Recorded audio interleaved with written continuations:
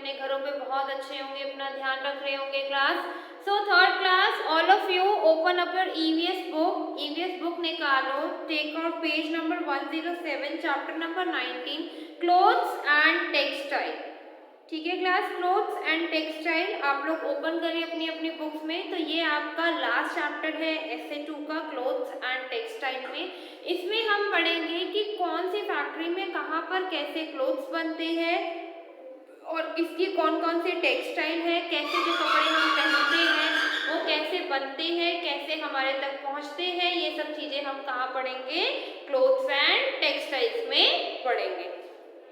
Okay class, so let us start the reading. We all wear clothes to protect our bodies from heat, cold, rain and insects. Good and clean clothes make us look smart.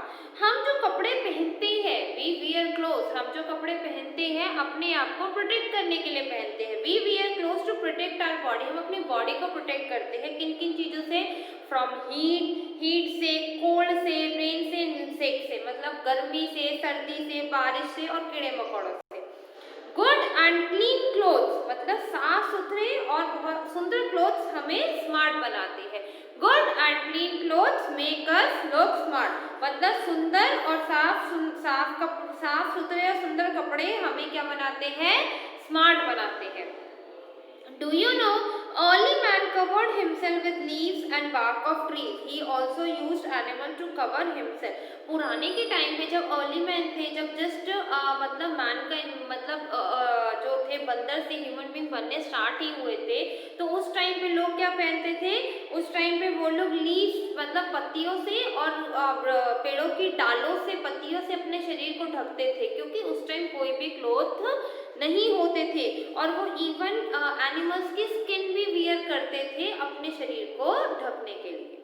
Cloth making, cloth is made up by different processes. जो cloth थे वो different process से बनता है, अलग अलग तरीके से बनता है।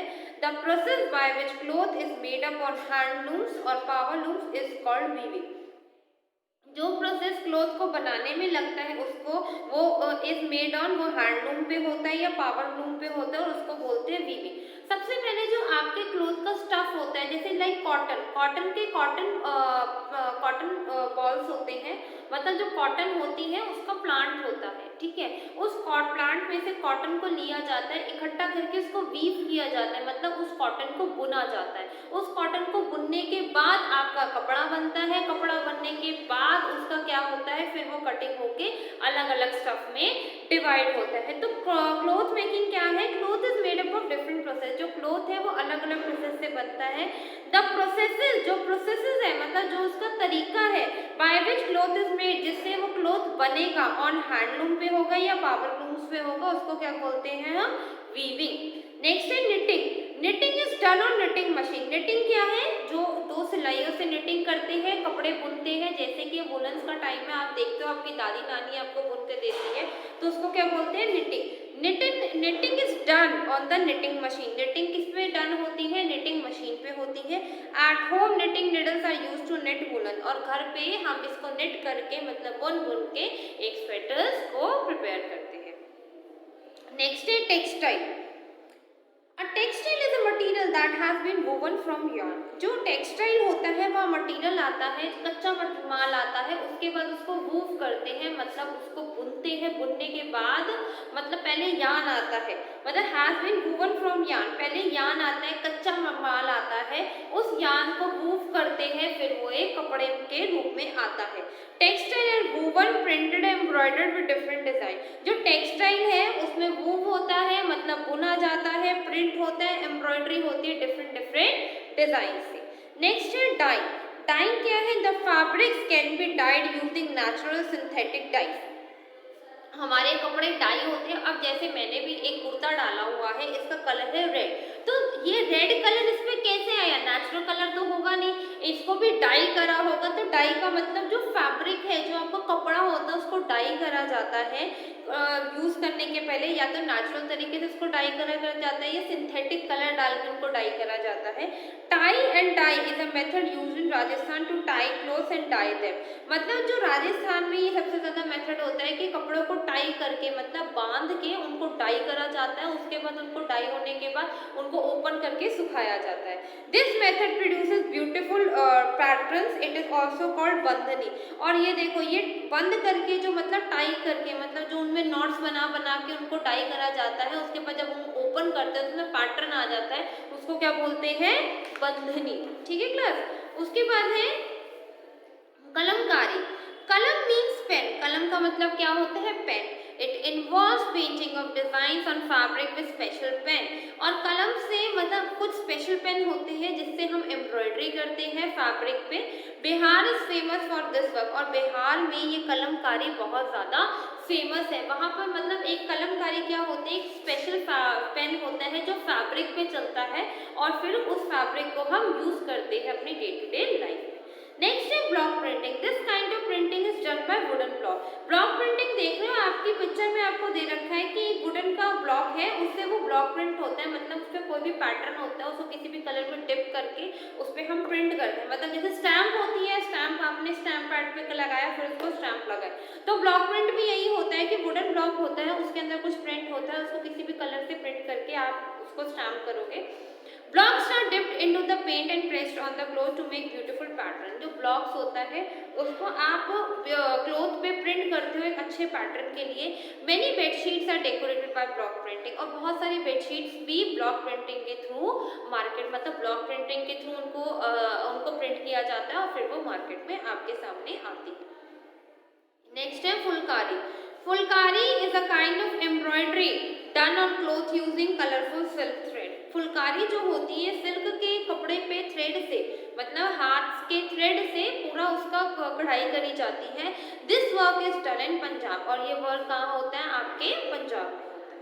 Kantha work. Kantha work is an embroidery done on cloth using fine colourful threads and sometime beads. Kantha work जो होता है ये भी एम्ब्रॉयडरी ही होती है। एम्ब्रॉयडरी मतलब जो हाथ से कड़ी हुई एम्ब्रॉयडरी होती है, ये मशीनरी एम्ब्रॉयडरी भी होती है और ये थ्रेड से होती है, कुछ बीड्स होती है इसके अंदर। West Bengal is famous for this, और वेस्ट बंगाल में ये कांथा वर्क बहुत ज़्यादा फेमस है। Ikat. Ikat is a beautiful way of dyeing the yarn into the different colors and using them to weave a cloth. Orissa is well known for ikat. Ikat जो है वो क्या है, एक ब्यूटीफुल वे है, बहुत एक डाइंग का इकत है, एक डाई मतलब डाई करता है पूरे यार्न को, एक पूरे कपड़े को डाई करने के बाद डिफरेंट डिफरेंट कलर में फिर उनको वीव करा जाता है, फिर उनको बुना जाता है, और ये सबसे ज़्यादा फेमस है आपका उड़ीसा में।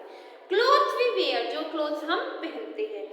कॉटन क्लोथ्स इन समर, गर्मियों में हम कॉटन क्लोथ्स पहनते हैं। Rain coat and gum boots in the raining season, और हम रेनी सीजन में क्या पहनते हैं, रेन कोट पहनते हैं और गम बूट्स पहनते हैं। और वुलन्स में हम वुलन क्लोथ्स पहनते हैं जब विंटर होती है।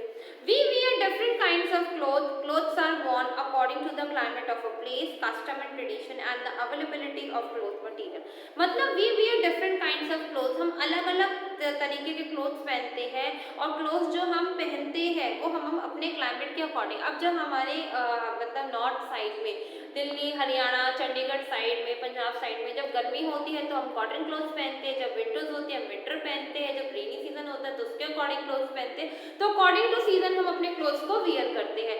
अगर हमारे यहाँ कोई स्पेशल मतलब लाइक कोई फेस्टिवल है, कोई ट्रेडिशन है कि हाँ इस दिन ये पहना जाता है, तो हम उसके अकॉर्डिंग भी अपने क्लोथ्स को वियर करते हैं।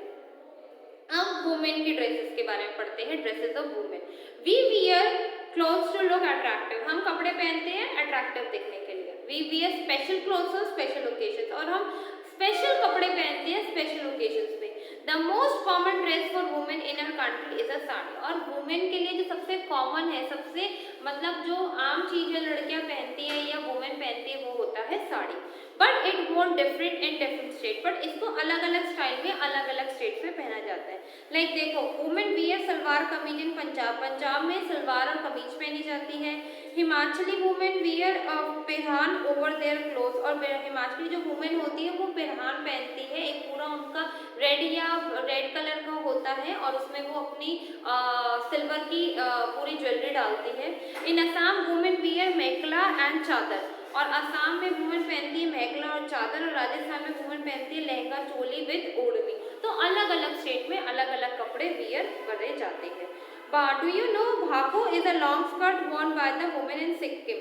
सिक्किम में जो लॉन्ग स्कर्ट पहनते हैं उसको हम भाकू कहते हैं। हम मैन के ड्रेसेस के बारे में पढ़ेंगे।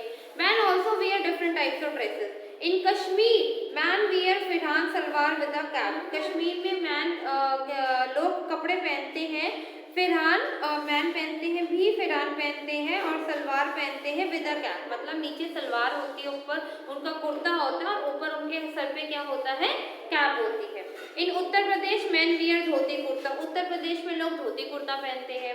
राजस्थान में मैन वियर चूड़ीदार कुर्ता, अंगर अखा एंड अ टर्बन, मतलब चूड़ीदार कुर्ता पहनते हैं, अंगर अखा नीचे वो बंद नैरो फिटेड क्या होता है, पजामा होता है और टर्बन पहनते हैं। Kerala man wear a lungi called a mundu and a shirt, मतलब लुंगी और मुंदू पहनते हैं। तो अलग अलग स्टेट में अलग अलग कपड़े आपके पहने जाते हैं। मॉडर्न ड्रेसेस क्या क्या होते हैं? Modern dresses for men and women include skirt top, jeans T shirt, pant shirt, shirt shorts, legging kurti and many more. बहुत सारी चीजें हैं जो हम आजकल मॉडर्न टाइम पे पहनते हैं, लाइक हम स्कर्ट और टॉप पहनते हैं, ठीक है, जीन्स और टी शर्ट, जीन्स टॉप पहनते हैं, पैंट शर्ट पहनते हैं, शर्ट और शॉर्ट्स पहनते हैं, लेगिंग कुर्ता, बहुत सारी। These dresses are generally worn by the people in big cities. और ये सारे कपड़े कहाँ पहने जाते हैं? बिग सिटीज में, मतलब जो मॉडर्न सिटीज होती है वहां पर ये कपड़े पहने जाते हैं। ठीक है क्लास, तो अब आप हमने ये चैप्टर कंप्लीट कर लिया, clothes and textile. This is your last chapter of SA2।